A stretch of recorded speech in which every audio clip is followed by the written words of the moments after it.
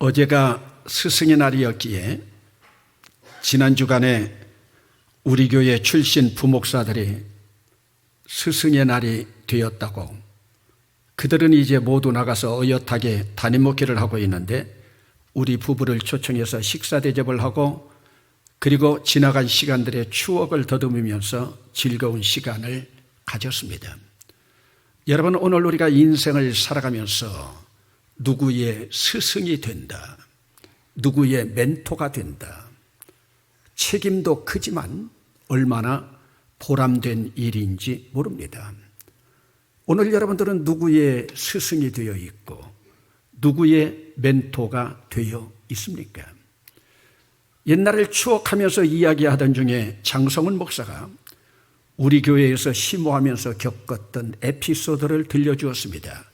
그 내용인즉슨 박희종 목사는 신방하면서 자기가 승합차를 운전할 때마다 긴장하면서 손잡이를 꼭 잡고 간다고 하는 말이었습니다. 운전을 하면서도 저를 유심히 보았던지 그랬습니다. 그런데 사실이 그랬습니다. 여러분, 왜 그랬을까요? 한 번은 신방을 간다고 타 지방으로 나가서 우리 장 목사가 운전을 하는데 장 목사가 내비게이터에서 나오는 여자에게 홀려서 그 여자 말만 듣다가 나중에 우리 일행을 논두렁 가운데까지 데려다 놓고 목적지에 근처에 다 왔습니다 하면서 내리라고 하는 것이었습니다. 그때부터 제가 농담으로 앞으로 촌놈 출신 부목사들을 청빙할 때는 신경을 써야겠다고 하는 말을 만들어낸 적이 있습니다. 저도 그러다가 더듬어 보니까 장 목사가 운전을 하게 되면 저절로 나도 모르게 긴장하면서 손잡이를 잡았던 기억이 있습니다. 사실 오늘 우리가 문명의 혜택을 누리면서 자동차를 이용하고 있지만 우리가 자동차를 탄 순간만은 운전자에게 우리의 생명을 담보하고 있는 것입니다.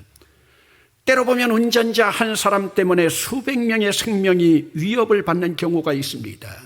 여러분, 수백 명이 무엇입니까? 나치 독일의 운전자였던 히틀러는 자기가 통치하는 동안에 600만 명이나 되는 유대인들이 학살되었습니다. 새롭게 미국의 운전자가 된 바이든 행정부에서는 운전자의 지혜로운 결단으로 굿바이 마스크, 우리의 염원인 굿바이 마스크를 외치고 선포하고 있습니다. 나치 독일의 히틀러가 인륜 대학살을 자행하고 있을 때 고백교의 보네퍼 목사는 술 취한 운전자인 히틀러를 운전석에서 끌어내려야 한다면서 저항운동을 하다가 39의 아까운 나이에 처형을 당했습니다. 지금 예수 믿고 있는 우리의 생각은 어떻습니까? 십계명에는 분명히 살인하지 말라고 하는 계명이 있는데 그 계명을 준수하기 위하여 내 손에 피를 묻히지 않고 계명을 지켜야 하는가? 아니면 살인하는 저 미친 운전자를 끌어내려서 수백만 명의 생명을 구해야 되는가? 여러분, 오늘 우리는 어느 쪽을 택해야 되겠습니까?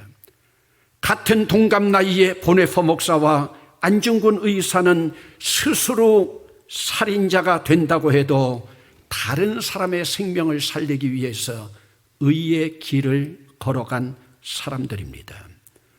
여러분, 우리가 자동차를 운전하기 위해서는 누구나 운전면허증이 있어야 됩니다. 운전면허증 없이 운전하는 것은 불법입니다.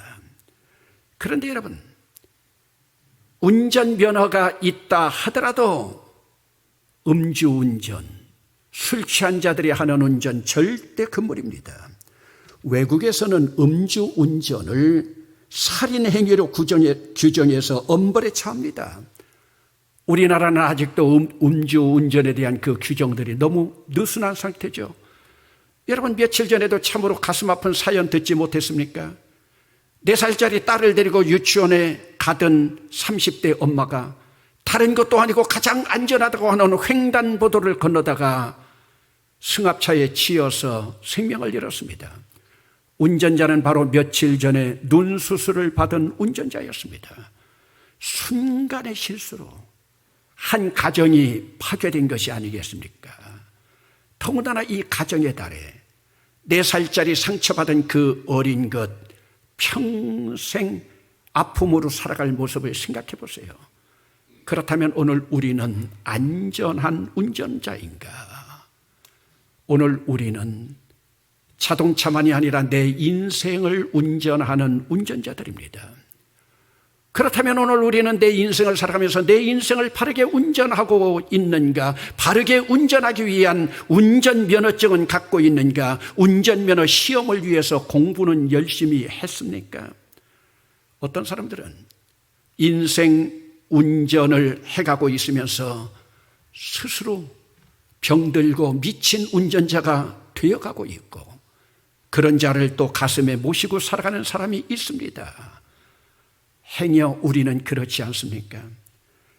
하나님은 첫 번째 인류의 조상이었던 아담에게 인생 운전할 수 있는 키를 주면서 잘 주행하라고 부탁했습니다. 그런데 뱀이 접근해 와서 하나님이 주신 키를 빼앗고 자기가 운전석에 앉아서 운전자가 되었습니다. 뱀이 운전자가 된 이후로 아담은 기쁨이 없었습니다. 아담에게 아내도 있었고 자녀들이 있는 가정이 있었지만 행복하지 않았습니다. 아무리 겉으로 바라볼 때 단란하게 보였지만 뱀이 그 마음의 운전자였기에 행복하지 못했습니다. 뱀이 아담의 인생 운전자가 된 이후로 아담은 먹고 살기 위해서 더 땀 흘려야 했고, 여자는 임신하는 더 큰 고통이 따르게 되었습니다. 그리고 죽음까지 따르게 되었습니다. 아담의 후예들인 우리 인간은 모두가 뱀이라고 하는 대리 운전자에게 내 인생을 맡긴 꼴이 되었습니다. 그러다 보니 내 삶의 에너지들이 생명 살리는 것으로 집중되지 못하고 생명을 파괴시키는 잘못된 에너지로 변질되었습니다.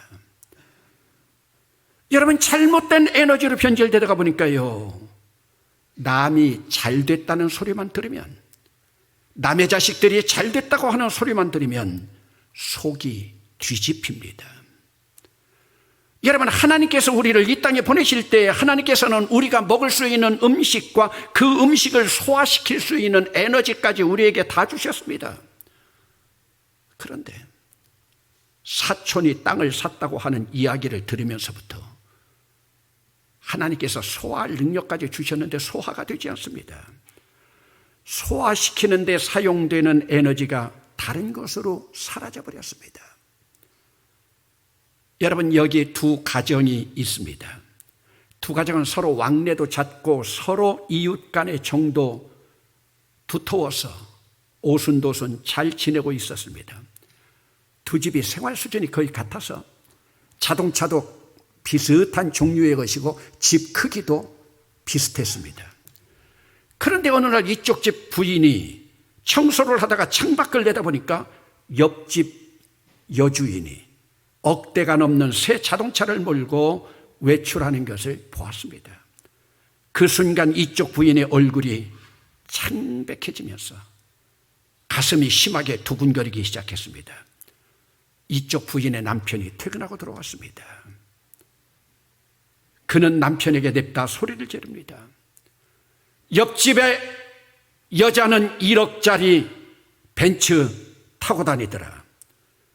그날부터 그 집에는 거짓말처럼 부부 사이의 사랑과 평화가 사라졌습니다. 그뿐만이 아니라 감사하는 마음, 그리고 하나님의 은혜를 깨닫는 마음도 사라져버렸습니다. 이쪽 부인, 옆집 부인의 타고 다니는 벤츠만 바라보면 속이 뒤집혔습니다. 그때마다 그녀는 남편을 붙들고 바가지를 긁어댑니다. 저 집은 벤츠를 사는데 당신은 뭐하고 있느냐고요. 부인의 성화에 지친 남편, 이제 아내의 얼굴만 봐도 자기가 뒤틀려집니다. 아니 여러분, 옆집 벤치가 뭐라고 말하던가요? 여러분, 옆집 벤치가 뭐라고 해요? 이것이 바로 운전자를 잘못된 자들의 카르디아, 마음속을 흔들고 있는 가시덤불과 엉겅퀴입니다. 행여 우리 집 이야기는 아닙니까? 여러분, 오늘 본문 3장 18절 말씀을 한번 주목해 봅시다. 땅이 내게 가시덤불과 엉겅퀴를 낼 것이라. 땅이 너에게 가시덤불과 엉겅퀴를 낼 것이라. 여러분, 본래 하나님은요, 이 땅에 보기에 아름답고 먹기에 좋은 나무 열매 있게 하셨습니다.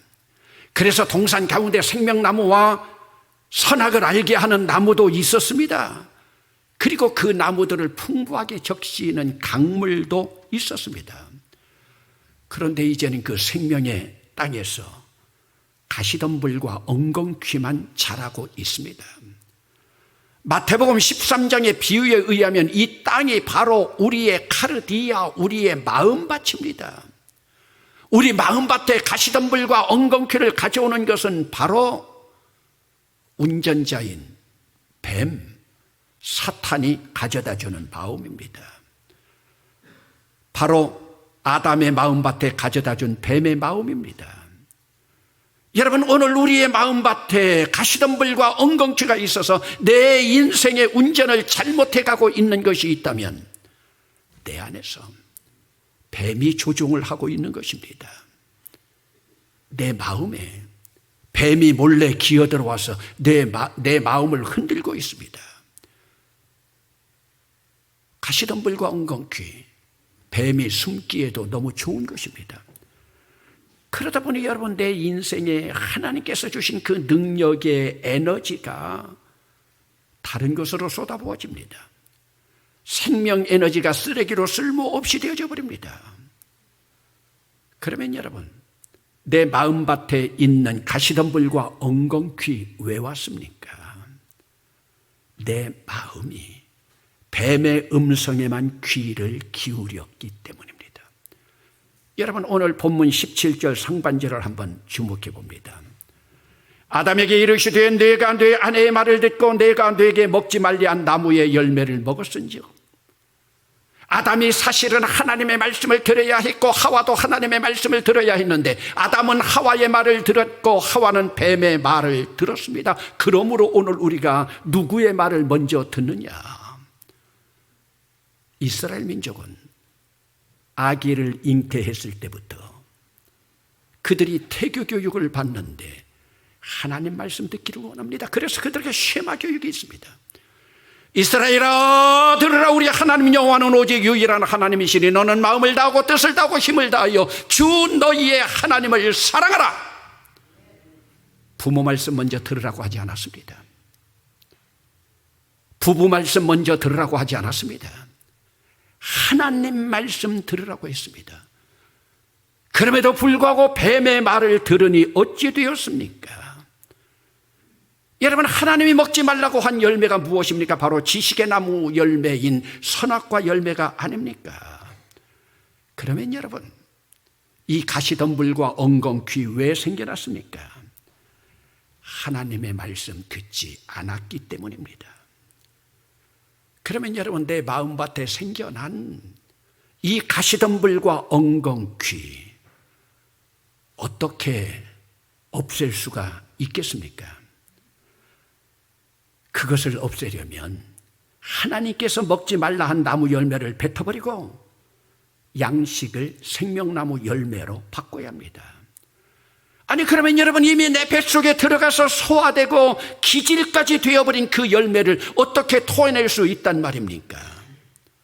여러분, 이미 소화되어서 내 마음밭이 되어서 내 기질까지 된 것 토해낼 수 없지만 가시덤불과 엉겅퀴를 가져온 내 인생의 운전자,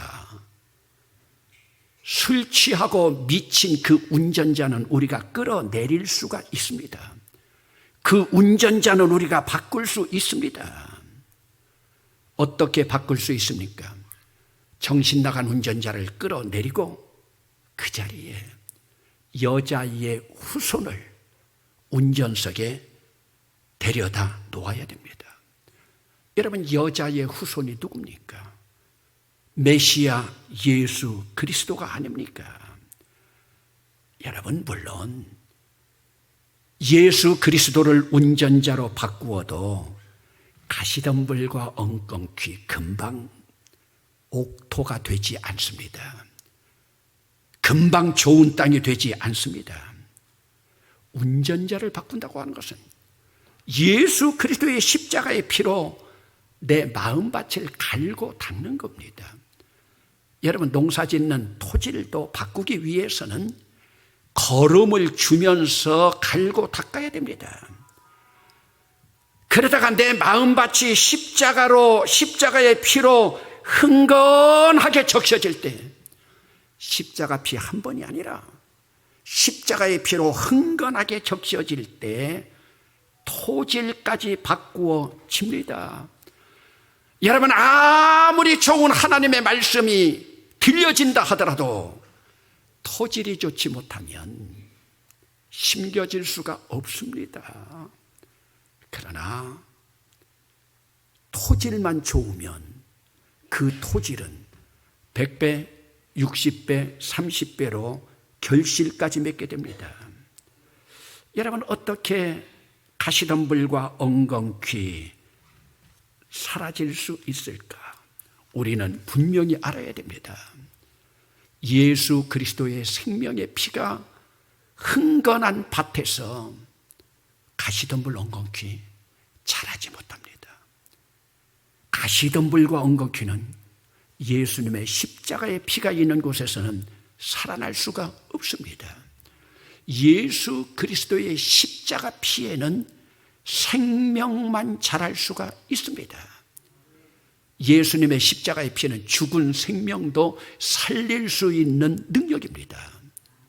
여러분, 우리 마음밭에 토질만 바뀌게 되면 식성도 바뀌어집니다. 마귀가 주는 음식을 먹다가 이제는 예수 그리스도의 식성으로 바뀌어집니다.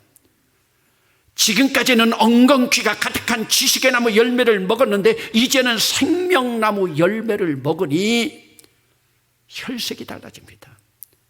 눈빛이 달라집니다.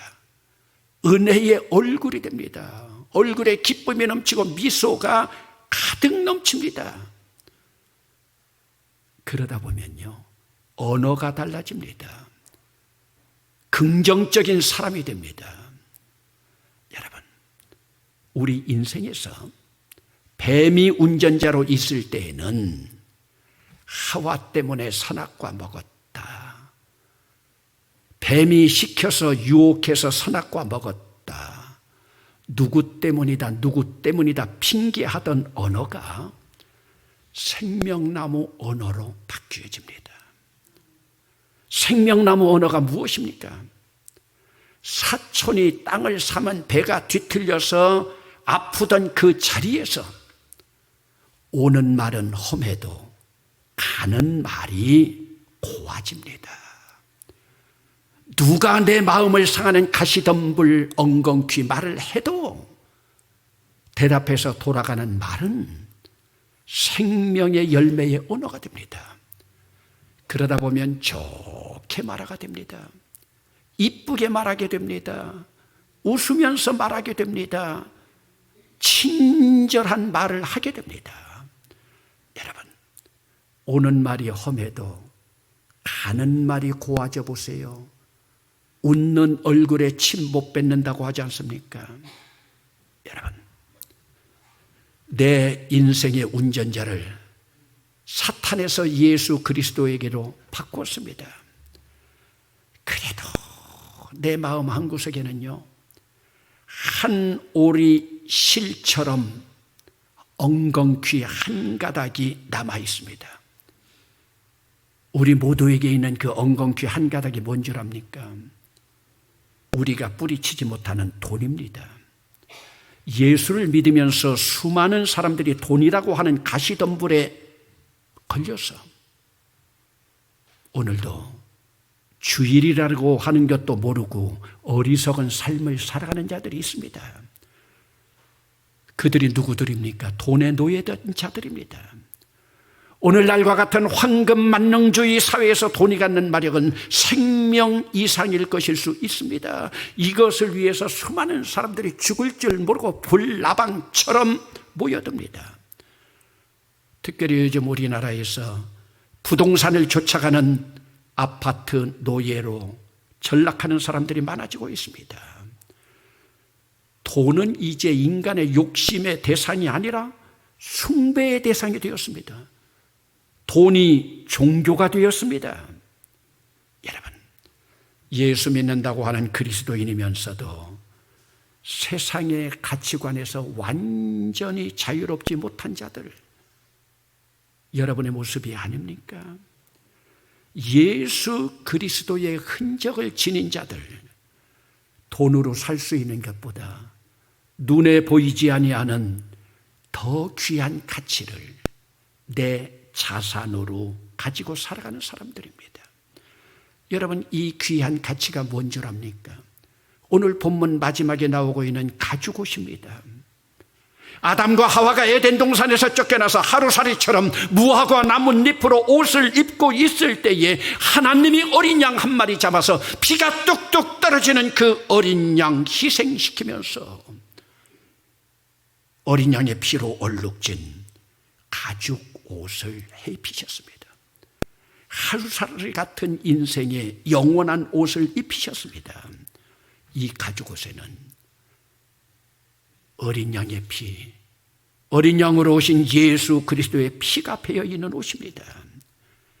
예수님의 피가 배어 있을 만큼 내 마음밭이 피로 적셔질 때 우리에게 어리석었던 뱀의 운전자는 사라져버리고 우리 주님이 내 안에서 운전자가 되십니다.